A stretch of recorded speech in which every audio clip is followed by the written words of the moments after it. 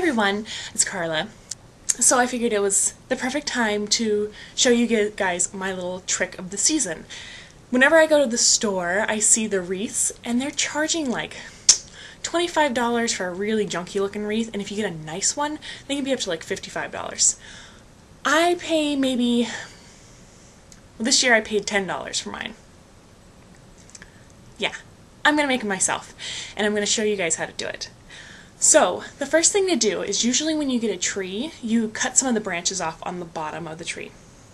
So, I have a pile here of the branches that we cut off. So you're going to need that. Then you are going to need, this is the most important, you're going to need this round wire frame. This is what it looks like. It's a double wire and it's got braces around it. You can find these most of the time at the like hardware store, like Home Depot or Lowe's. If you've already bought your wreath for this year and you can't find one of these, when it's time to take your wreath down, disassemble it with some wire cutters and save this, favorite this video, and next year you can make your own wreath. But this is what you're going to need. You can also use a wire clothes hanger, but it's not going to be as strong. This is really the best way to do it. So you're going to need one of these, a frame. Then you're going to need some wire.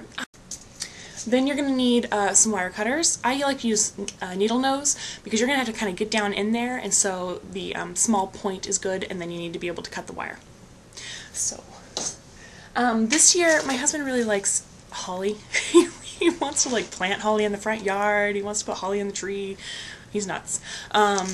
So I told him I would incorporate some red berries into the wreath. So what I did was I went to Michael's and I bought this.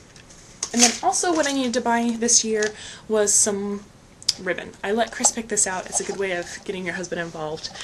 He picked out this poinsettia gold crazy loud ribbon. Let's see, this is their 2.5-inch ribbon. You're going to want to make sure it's wired edge. So I'm going to start getting things assembled and then I'll show you how to do it. Alright, bye.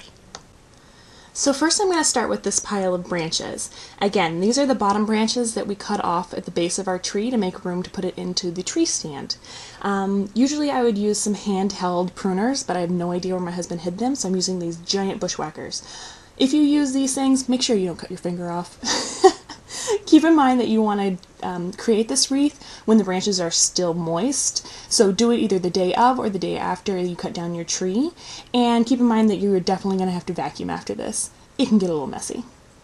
Okay, so this is just about the saddest branch I've ever seen, but we are going to be able to use it. So what you're going to want to do is cut off pieces about 8 inches in length, and sometimes they'll be groups. Sometimes they'll be lone little pieces like this, but just cut them off until you have a huge pile of 6 to 8 inch pieces. They can also be smaller if they're like really pretty, like this right here. I probably cut off, can't even see. It's such a mess. But I'd probably cut this off and include it. So you're just going to try to take all the usable parts and incorporate it. Keep it to the ends because you don't want these really thick pieces sticking out into your wreath. So once you have a big pile of these, then we'll continue on. Bye. Okay, so as you get started working through your branches and taking off the pretty pieces, now keep in mind they can range anywhere from about 4 inches all the way to 8 inches, and you want a variety of lengths. You're going to start taking your wire and stretching it out, and then cut off sections, I don't know, about 4 inches in length. You're going to want a bunch of these. I would cut about 20 to start. Keep them in a pile, and then what you're going to want to do is start creating small little bunches of branches. You're going to want the like 8-inch and then 6-inch and then 4-inch pieces. You're all going to have them gathered so that their stems are at the same length, because what you're going to do is take this little bit of wire and wrap it around the bottom so that when you create your wreath, all you're having to do is just grab all these little bunches and overlap them and then wire them on. So that's kind of the idea behind this. Okay, so I'm going to show you how I make a bunch. We're going to call them bunches. Okay, so I start with a piece. I'm going to use this one for a back because it's bigger, and I'm just going to start layering them all together. Keep in mind that a lot of branches, not a lot of needles, have a good side and a bad side, so make sure you're keeping them all turned the right way. And just keep overlapping and make sure that the ends are all at the same place.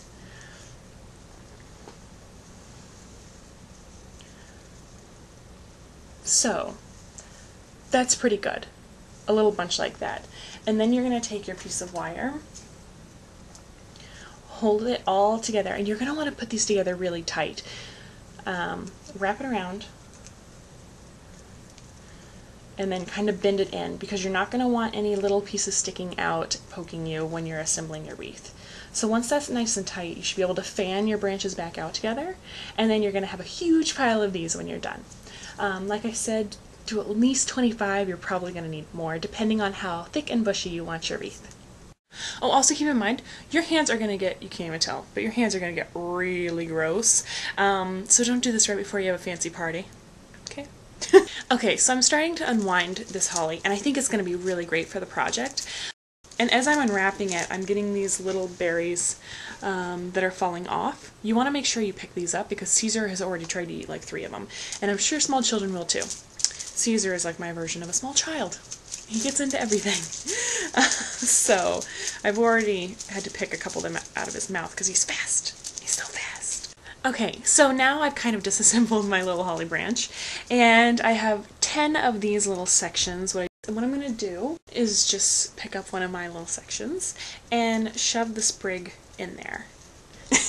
Okay, so I've set the table. I have everything within arm's reach. So I've got the bunches that I already incorporated the berries into. I've got all the bunches that I haven't incorporated the berries into, because I'm going to disperse these out evenly throughout the wreath. And then once I'm done, there's probably going to need some more berries. And so over there, I have some berries. So the first thing you do is you take your wire and you anchor it to the little T portion. You're going to be pulling a lot on this because you want to make sure all the bunches are tied on really, really tight. So wrap it around a few times in all different directions and make sure that this is anchored really well. Okay, it's go time. So all you do is you start with a bunch. You make sure that you have it the right side up. Alright. Put it on there and you wrap it around. Pull your wire through, and again, be extremely careful when you're doing this because the wire can poke you in the eye and that hurts. So I learned how to do this when I was younger. I was in 4-H. Some of you might not know what that is, but it was, I competed in cooking and sewing, and I did livestock. So I was really, really involved, and my leader, her family owned a tree farm, and so every year as a fundraiser what we did was we made these wreaths, and then we sold them. And she went through and she made sure that we made really good wreaths because they carried her tree farm's name, and it was kind of like child labor, but it was a way for us to earn money for when we went to fairs and competitions and stuff. So you're going to have to figure out how many bunches you have and how you're going to space them out. It depends on the dimension of your frame. And as you can see, some of those berries you can't even see anymore. So it's a good thing I reserved some so I could stick them out a little bit. And yeah, the wire is going to be a big pain in your butt, so just know that ahead of time, that it gets all tangled and it's extremely annoying.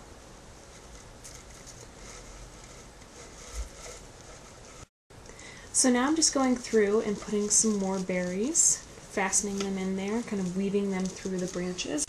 That is my wreath so far.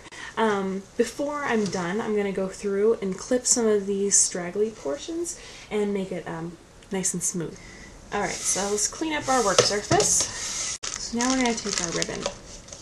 And I know that there are ways to like really make bows. I don't really care about that.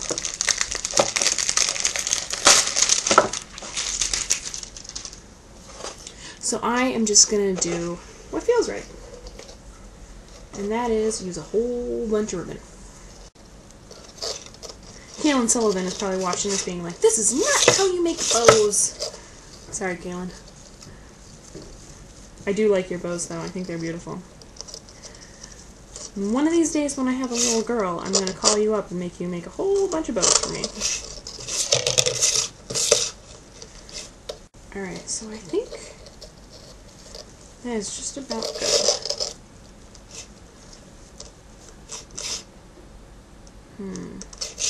Then I want to leave a big tail. Yeah, okay. So, okay, I have one piece of wire left. I used all that wire making a wreath, and it was tight at the end. Okay, so now I'm just going to play with this and make it a little more uniform, and then I'm going to attach it to my wreath.